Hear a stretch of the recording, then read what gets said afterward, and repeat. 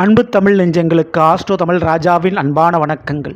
இன்றைய பதிவில் கும்பராசி சதய நட்சத்திரத்தில் பிறந்த நண்பர்களே, உங்களுடைய வாழ்க்கையில் தலையெழுத்தை மாற்றி திருத்தி எழுதப் போகும் புதன் பகவான், அஷ்டமாதிபதி ஆயுள் காரகன் உங்களுக்காக இருக்கப் போகின்ற அந்த புதன் பகவான் உச்சமடைவதால் வாழ்க்கையில் உங்களுடைய தலைமேல் இருந்த கஷ்டம், தலைமேல் இருந்த பாரம், தலைக்கேறிய விஷம் என அனைத்து விதமான பிரச்சனைகளும் ஆபத்தும் உங்களுக்கு நீங்க போகிறது. உங்களுடைய ஆயுளையும் உங்களுடைய ஆஸ்தியையும் காப்பாற்றப் போகிறான் இந்த புதன் பகவான். இன்றைய பதில் புதன் பகவானுடைய உச்ச பயிற்சியினுடைய பலங்களை தான் பார்க்க போகிறோம். பதிவு ஃபுல்லாக பாருங்கள். மேலும் நம்ம சேனலில் ஏற்கனவே சனி வக்ர பயிற்சி பலன்கள் மற்றும் குரு பயிற்சி பலன்களை பதிவிட்டாச்சு. பார்க்காதவங்க சேனலை பாருங்கள். கண்டிப்பாக சொல்லுங்கள். மறக்காம நம்ம சேனலை சப்ஸ்கிரைப் பண்ணிட்டு கூடவே தர பெல் ஐக்கான ப்ரெஸ் பண்ணிட்டு பக்கத்தில் ஒரு ஆல் என்ற ஆப்ஷன் தவறாமல் செலக்ட் பண்ணிச்சுங்க. அப்புறம் தான் நான் பதிவிடக்கூடிய அடுத்தடுத்த பதிவுகள் உங்களுக்கு உடனுக்குடன் நோட்டிஃபிகேஷனாக வந்து சேரும். கும்பராசி சதய நட்சத்திரத்தில் பிறந்த நண்பர்களை, கும்பராசியில் உங்களுடைய சதய நட்சத்திரத்துக்கு அதிபதியான ராகு பகவான் அமர்ந்திருக்கிறார். இந்த 2025 இரண்டாம் வீடான மீனத்தில் சனிபான் வக்ரமடைந்திருக்கிறார். குடும்பஸ்தானம், தனஸ்தானம், பாக்கியஸ்தானம் சொல்லுவோம். அப்போது குடும்பத்தில் கூடிய பிரச்சனைகளை கொடுக்கக்கூடிய சனிபகவான் வக்ரமாக தடுமாறி கொண்டிருக்கிறார்.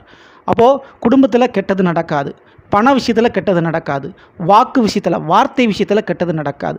சரி, இப்படிப்பட்ட கெட்டதை செய்யக்கூடிய ஒரு கிரகம் வக்ரமாக இருக்கும்போது புதனுடைய பயிற்சி மிகப்பெரிய அளவு உங்கள் வாழ்க்கையில் நன்மை செய்யப்போகுது. உங்களுடைய கும்பராசிக்கு நேரடி 7ஆம் இட சிம்மத்தில் இருக்கக்கூடிய புதன் பகவான் செப்டம்பர் மாதம் 11ஆம் தேதி அப்படியே பயிற்சி அடைஞ்சு கன்னிராசிக்கு போகிறார். கன்னிராசி புதனுடைய உச்ச வீடு. நவ கிரகத்தில் வேறு எந்த ஒரு கிரகமும் தன்னுடைய ராசியில் உச்சமடையாது, புதனை தவிர. புதன் மட்டும்தான் தன்னுடைய வீட்டில் உச்சமடைவார். அப்படி உச்சமடையக்கூடிய புதன் உங்களுக்கு எப்படிப்பட்டவர் அப்படின்னா, கும்பராசிக்கு அது 8ஆம் வீடு கன்னி. 8ஆம் வீடு ஆயுள் பாவம். உங்களுக்கு ஆயுளை தீர்மானிக்கக்கூடியவர், ஆயுளை கொடுக்கக்கூடியவர் இந்த புதன் தான்.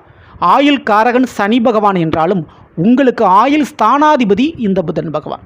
சரி, சதய நட்சத்திரத்துக்கு அதிபதியாக இருக்கக்கூடிய ராகுக்கு புதன் மிகப்பெரிய ஒரு நட்பு கிரகம்.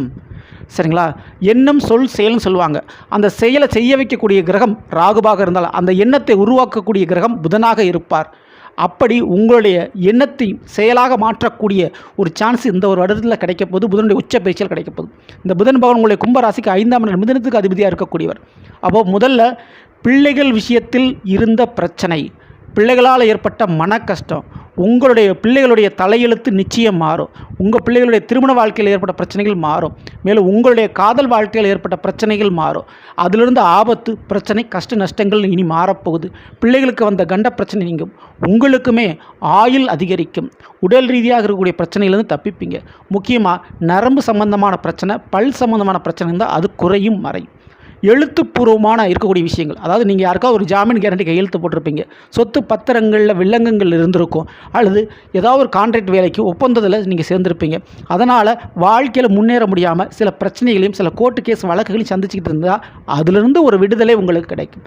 இந்த ஒரு நேரத்தில் உங்கள் வாழ்க்கை துணையிட்டிருந்து நல்ல விஷயங்கள் உங்களுக்கு கிடைக்கும். வாழ்க்கை துணையிலிருந்து ஒரு சப்போர்ட் உங்களுக்கு கிடைக்கும். குறிப்பிட்ட மாமன் வழி உறவுகள் மூலமாக மறைமுகமான வழியில் அல்லது நேரடியான வழியில் பண வரவுகள் உங்களுக்கு கிடைக்கும்.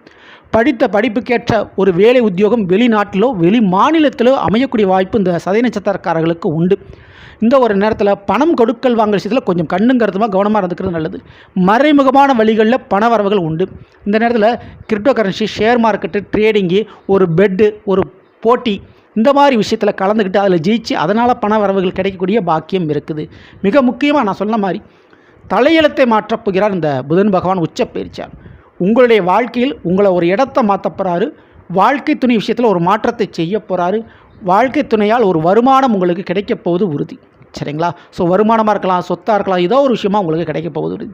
மேலும் இந்த புதன் பகவானுடைய நேரடி 7ஆம் பார்வை மீன ராசியில் பதியுது. மீன ராசியில் கூடிய சனிவன் வக்ரமாக இருக்கிறாரு. மீனம் என்பது உங்களுடைய குடும்பத்திற்கு 2ஆம் இடம், குடும்பஸ்தானம். அப்போ குடும்பத்தில் பட்டப்படிப்பு பெறக்கூடியவர்கள் மேடை ஏறுவார்கள். பட்டம் வாங்கக்கூடிய யோகங்கள் உண்டு. கல்வி நிலைப்பாடுகளை படிப்பினால் ஒரு பெயர்ப்புகள் கண்டிப்பாக கிடைக்க போது, அங்கீகாரம் கிடைக்க போது.